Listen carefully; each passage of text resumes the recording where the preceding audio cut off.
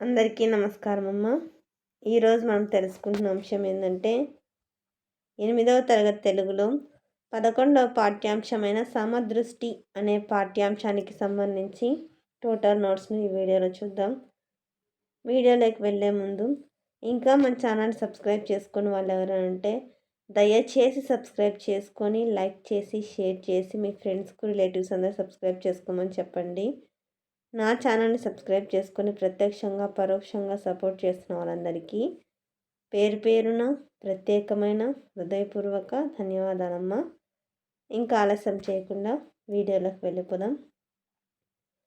సమదృష్టి అనే పాఠ్యాంశానికి సంబంధించిన కవి పరిచయం.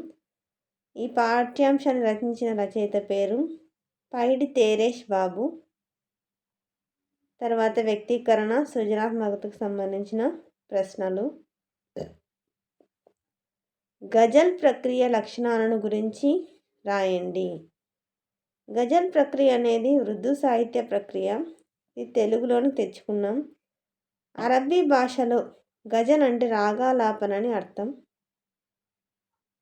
ఇది దానికి సంబంధించిన సమాధానం. తర్వాత రెండవ ప్రశ్న, కలలు కనవడమే బంగారు భవితకు పునాది అని అనడంలో కవి ఉద్దేశం ఏమిటి? జాగ్రత్తగా స్క్రీన్ షాట్ తీసుకున్నాను. మళ్ళీ చెప్తున్నాను అనుకోదండి. అక్షరాలు కనుక క్లియర్గా కనిపించకపోతే నెట్ క్వాలిటీ పెంచుకొని స్క్రీన్ షాట్ తీసుకోండి. ఇక్కడి నుంచి మనకు పెద్ద ప్రశ్న స్టార్ట్ అవుతాయి. దీంట్లో మొదటి ప్రశ్న, సమదృష్టి పాఠ్యభాగ సారాంశాన్ని మీ సొంత మాటల్లో రాయండి. జాగ్రత్తగా స్క్రీన్ షాట్ తీసుకోండమ్మా. ఇంకా మన ఛానల్ సబ్స్క్రైబ్ చేసుకున్న వాళ్ళు ఎవరంటే దయచేసి సబ్స్క్రైబ్ చేసుకొని లైక్ చేసి షేర్ చేసి మీ ఫ్రెండ్స్కు రిలేటివ్స్ అందరూ సబ్స్క్రైబ్ చేసుకోమని చెప్పండి. నా ఛానల్ని సబ్స్క్రైబ్ చేసుకొని ప్రత్యక్షంగా పరోక్షంగా సపోర్ట్ చేస్తున్న వాళ్ళందరికీ పేరు పేరున ప్రత్యేకమైన హృదయపూర్వక ధన్యవాదాలమ్మా. దయచేసి వీడియోని మాత్రం స్కిప్ చేయొద్దునా. స్కిప్గా సబ్స్క్రైబ్ చేసుకున్న వాళ్ళంటే దయచేసి సబ్స్క్రైబ్ చేసుకొని లైక్ చేసి షేర్ చేసి మీ ఫ్రెండ్స్కి రిలేటివ్స్ అందరికీ సబ్స్క్రైబ్ చేసుకోమని చెప్పండి. అక్షరాలు కనుక క్లియర్ కనిపించకపోతే నెట్ క్వాలిటీ పెంచుకొని స్క్రీన్ షాట్ తీసుకున్నాను. రెండవ ప్రశ్న, ఇది కూడా పెద్ద ప్రశ్న. సమాజ స్థాపనకు నీవు ఏం చేయగలవో రాయండి. జాగ్రత్తగా స్క్రీన్ షాట్ తీసుకోండి. తర్వాతి ప్రశ్న, మూడవ ప్రశ్న, సమదృష్టిపై కవిత రాయండి. సమదృష్టిపై కవిత రాయండి. ఇది కవితమ్మ. తర్వాత ఇక్కడి నుంచి భాషాంశాలు మొదలవుతాయి. భాషాంశాలు పదజాలంలో 1వ ఆ, క్రింది వాక్యాలలో గీత గీసిన పదాలకు సరైన అర్థాలను రాసి వాటితో సొంత వాక్యాలను రాయండి. ఇక్కడ చూడండి అమ్మా, సంకేతం అంటే గుర్తు అని అర్థం. సొంత వాక్యం ఏంది? రహదారిపై జీబ్రా చారలు నడక దారికి గుర్తు. తర్వాత తల్లి స్పర్శ అంటే అమ్మ తాకుట. సొంత వాక్యం, బిడ్డను అమ్మ తాకితే ఎంత బాధైనా పోతుంది.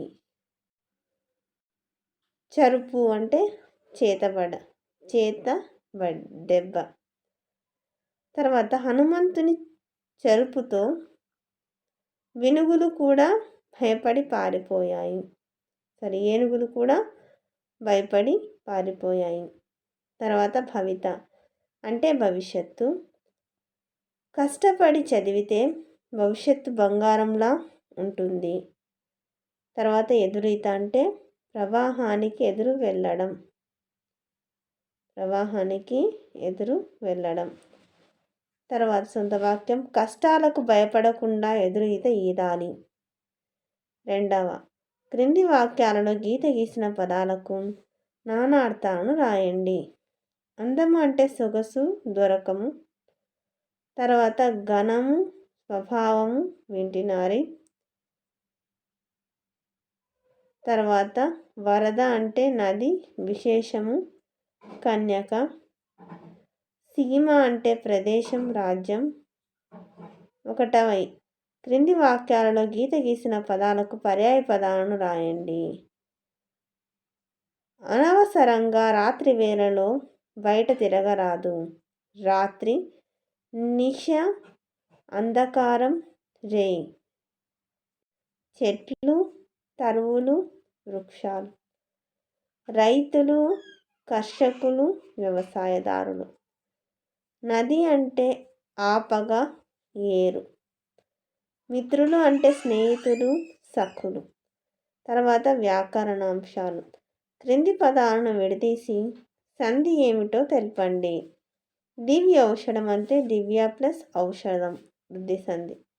ఏకైక అంటే ఏక ప్లస్ ఏక వృద్ధి సంధి. సురైక అంటే సుర ప్లస్ ఏక వృద్ధి సంధి. తర్వాత అష్టైశ్వర్యాలు అష్ట ప్లస్ ఐశ్వర్యాలు వృద్ధి సంధి. నెక్స్ట్ అష్టైశ్వర్యాలు అంటే అష్టైశ్వర్యము ప్లస్ లు ప్లస్ అంటే అష్టైశ్వర్యము ప్లస్ లు లూలనన సంధి. క్రింది పదాలకు విగ్రహ వాక్యాలను రాసి సమాసం పేర్లను రాయండి. చినుకు స్పర్శ, చినుకు యొక్క స్పర్శ, కినుకుని యొక్క లోపల షష్ఠి తత్పురుష సమాసం. రేయి పగలు 2 వచ్చింది. రేయును పగలును 2 వస్తే ద్వంద్వ సమాసం. తర్వాత అక్షరం అంటే అక్షరము అంటే క్షరము కానిది అంటే నశించనిది తత్పురుష సమాసం. నల్ల మేఘం, నల్లనైన మేఘం విశేషణ పూర్వపద కర్మధారయ సమాసం. అందరికీ ధన్యవాదాలమ్మా. ఇంకా మన ఛానల్ని సబ్స్క్రైబ్ చేసుకొని వాళ్ళు ఎవరంటే దయచేసి సబ్స్క్రైబ్ చేసుకొని లైక్ చేసి షేర్ చేసి మీ ఫ్రెండ్స్కు రిలేటివ్స్ అందరూ సబ్స్క్రైబ్ చేసుకోమని చెప్పండి. నా ఛానల్ని సబ్స్క్రైబ్ చేసుకొని ప్రత్యక్షంగా పరోక్షంగా సపోర్ట్ చేసిన వాళ్ళందరికీ పేరు పేరున ప్రత్యేకమైన హృదయపూర్వక ధన్యవాదములు. అందరికీ ధన్యవాదాలు. దయచేసి వీడియోని మాత్రం స్కిప్ చేయొద్దు.